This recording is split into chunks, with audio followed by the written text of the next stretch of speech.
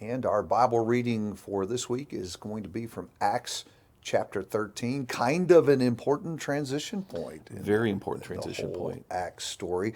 The very first thing I want to call to your attention before we get into structuring the chapter, even, is the mention of Antioch in verse 1. That's where our story begins to open. And we said in previous podcasts to pay attention, be watchful for Antioch because it's going to be important. In the Right. first half of the book, Jerusalem is the center of activity. Right. And now that is spreading northward, and now we're up into Antioch.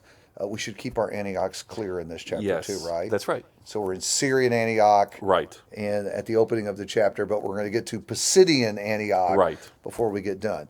More than one Antioch. That's right. Sometimes they use names for cities more than once, just like we do. So the other thing to notice in verse 2 is that the Holy Spirit is going to speak now, and he's going to call upon Barnabas and Saul to take on this work. Actually, we know that Saul's going to do this work. We've already been told this work that's going to take the gospel to the Gentiles, which will begin the first journey. Right. And that is so important for the rest of the story. Absolutely. Now, to your point, last week you mentioned this was kind of Acts 12 was Peter's kind of fading out of the story. This is where Paul now comes on stage and will be center for the rest of the book. As he now begins to fulfill the purpose for which Christ called him on the Damascus Road. Again, several weeks ago, we read that story. He's a chosen vessel to the Gentiles, as Ananias was told.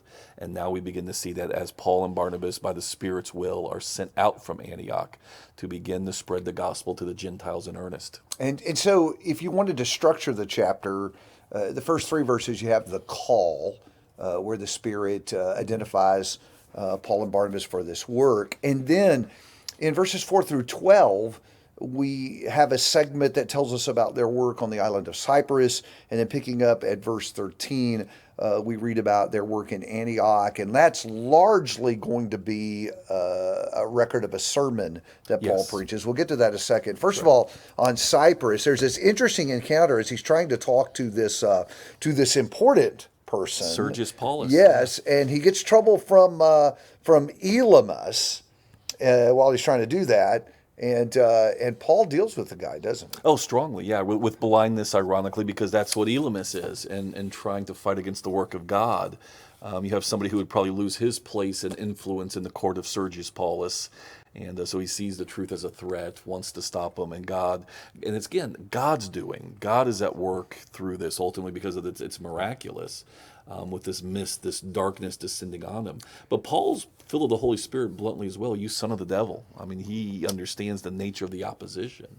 I don't think that's just meant to be, an unkind insult. I think that he is correctly That's right. identifying who this guy is working for. That's exactly right. And just interesting that he's able to dramatically put a stop to this guy and to his influence here. So we see the work of the Lord with his missionaries, helping them as they do this. In this case, in a negative way, stopping the guy who opposes them. Though I do hear echoes of the Gospel of Luke with the blindness coming back again because Elymas is blind. Correct. Unlike Simon in an earlier story, the sorcerer who sees the truth and embraces the gospel, this magician does not see the truth. Right. And so his spiritual blindness is exemplified by his physical blindness, at least for a season.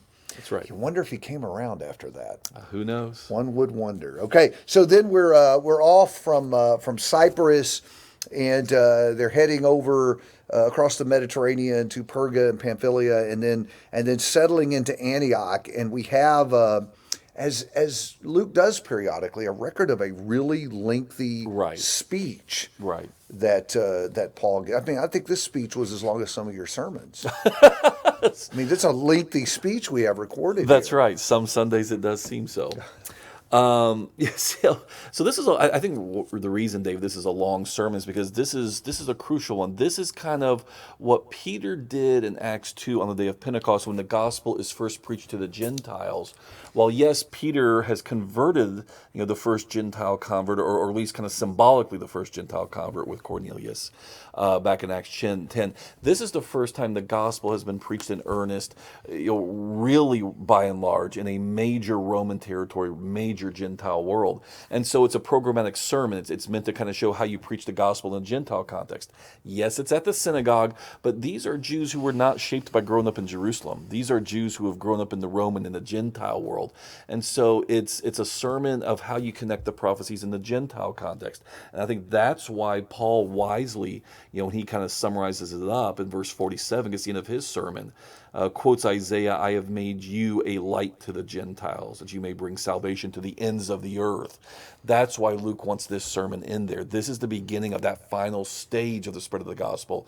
We've gone from Jerusalem, we've gone to Samaria and other areas around Palestine. We've gone a little bit up to the north in Antioch, a little bit over to Cyprus. But this is the beginning of Paul taking the gospel to the Gentiles, to the ends of the earth. I'm glad that you said that about the sermon because I think it's important to remember as we read Acts, especially these journeys, that we are getting these really, really brief executive summaries here. That's right.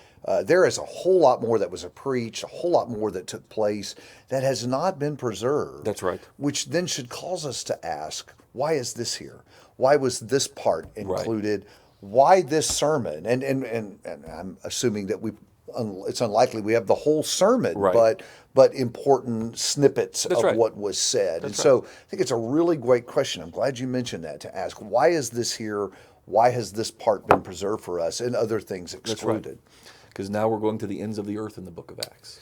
Yeah, and the Gentiles are really excited about the fact that they are going to be received and going to be part of this. In fact, the rejection of the Jew and the reception of the Gentile, you talked about the sermon being sort of programmatic for the rest of the story. That's kind of what we're going to see too. Not that there aren't Jews who are responsive. Right. Far greater response from the Gentiles in these journeys. Now we're going to see this model, in the coming stories, even on this very journey, where Paul preaches first to the synagogue, is often rejected, will convert a few, be rejected, and go to the Gentiles of the city and have much more success. So we're going to pick up with some of that when we get into chapter 14. So hang with us next week, and we'll continue that first journey. For this week, enjoy your read in Acts 13.